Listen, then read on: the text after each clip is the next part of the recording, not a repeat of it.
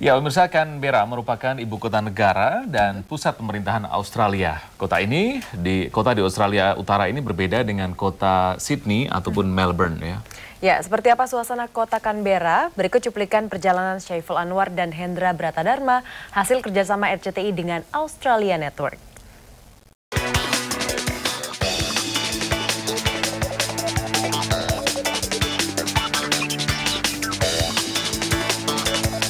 Berjalan-jalan di kota Canberra terasa nyaman, udara bersih, teduh dengan berbagai pepohonan.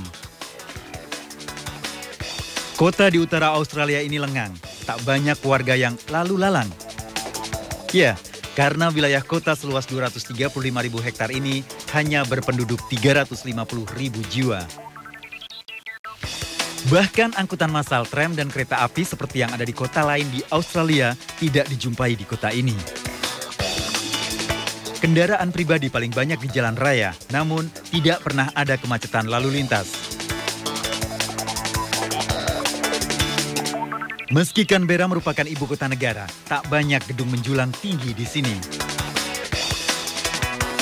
Canberra justru seperti pedesaan, dengan danau yang luas dan indah di banyak sudut kota.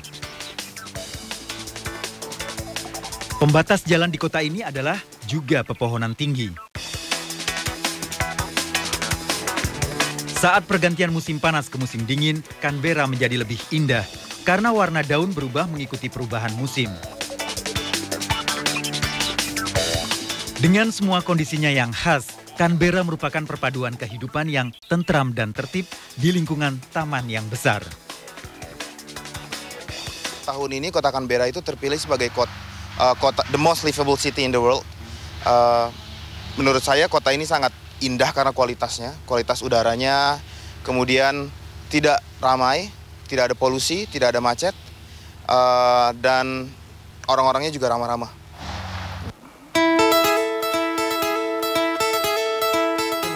Di kota Canberra berdiri museum yang merekam sejarah tentang Australia. Museum begitu modern dan jauh dari kesan kuno.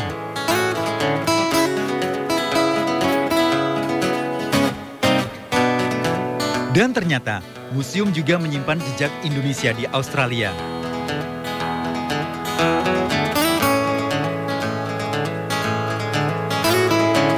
Lukisan kulit pohon suku aborigin ini menggambarkan nelayan suku Bugis yang datang ke Australia.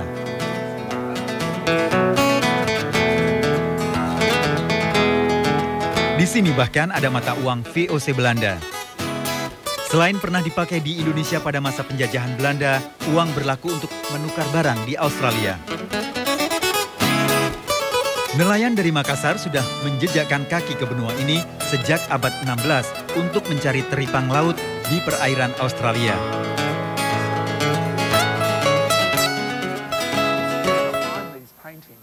Is about the Macassan fishermen who came to Australia before Europeans.